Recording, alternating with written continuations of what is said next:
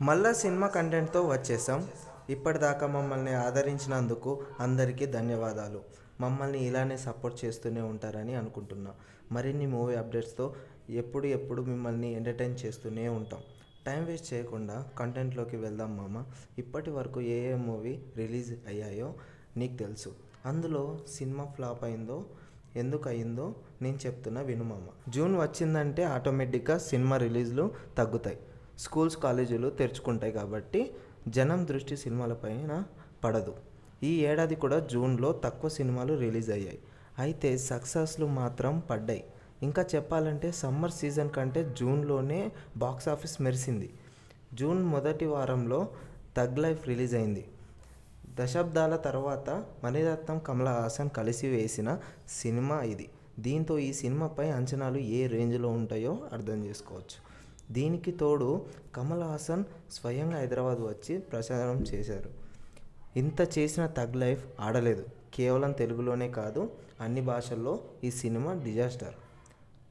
కమల్ అదిరించిన కథ, మణిరత్నం టేకింగ్ రెండూ బాగలేదంటూ ప్రేక్షకులు పెదవి విరిచారు. 200 కోట్ల రూపాయల బడ్జెట్తో తెరకెక్కిన ఈ సినిమాకు వరల్డ్ వైడ్ 100 కోట్లు గ్రాస్ కూడా రాలేదు.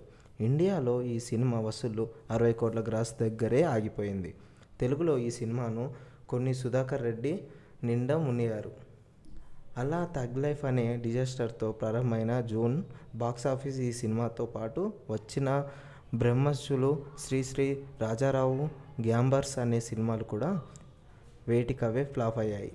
రెండో వారం చెప్పుకోదగ్గ సినిమా ఒక్కటి కూడా రిలీజ్ అవ్వలేదు. పాప, హంటర్ లాంటి సినిమాలు వచ్చినా ప్రేక్షకులు పట్టించుకోలేదు. అయితే ఇదే వారం రిలీజ్ అయిన పవన్ కళ్యాణ్ తొలి ప్రేమ మాత్రం మంచి వసూలు సాధించింది. 2023లో రిలీజ్ అయిన ఈ సినిమాను మరోసారి రిలీజ్ చేసిన పవన్ ఫ్యాన్స్ పండగ చేసుకున్నారు. మూడో వారం బాక్సాఫీస్కు సిసలైన కల వచ్చింది. శేఖర్ కమల తీసిన కుబేర సినిమా హిట్ అయింది.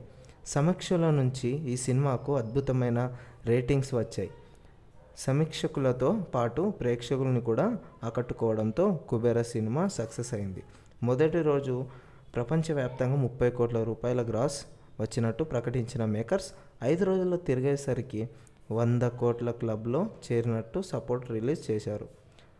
ఓవర్వైపు విడుదలైన రెండో రోజుకే మిలియన్స్ డాలర్ క్లబ్లోకి చేరినట్టు తెలిపారు.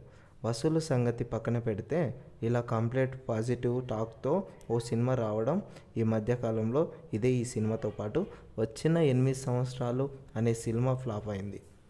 ఇక జూన్ బాక్సాఫీస్కు ఫినిషింగ్ టచ్ ఇస్తూ వచ్చిన కన్నప్ప సినిమా అన్నీ తానే మంచు విష్ణు తెరకెక్కించిన ఈ సినిమా ప్రభాస్ కీలక పాత్ర పోషించాడు. మోహన్ లాల్, మోహన్ బాబు, అక్షయ్ కుమార్ లాంటి వాళ్ళు కూడా ఇందులో నటించేప్పటికీ ప్రధానంగా ప్రభాస్ కారణంగానే ఈ సినిమాకి మంచి ఓపెనింగ్స్ వచ్చాయి. ఈ విషయాన్ని మంచు విష్ణు కూడా అంగీకరించాడు. మొదటి వారంలో ఈ సినిమా రన్ బాగున్నప్పటికీ సోమవారం పరీక్షలో ఈ సినిమా ఫెయిల్ అయింది. రాబోయే రోజుల్లో ఎలా ఫేర్మల్ చేస్తుందో చూడాలి.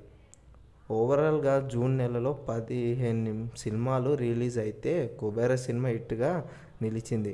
థగ్ లైఫ్ డిజాస్టర్ అయింది. ఇవాళకి ఇవే మన మూవీ అప్డేట్స్. మరిన్ని మూవీ అప్డేట్స్ కోసం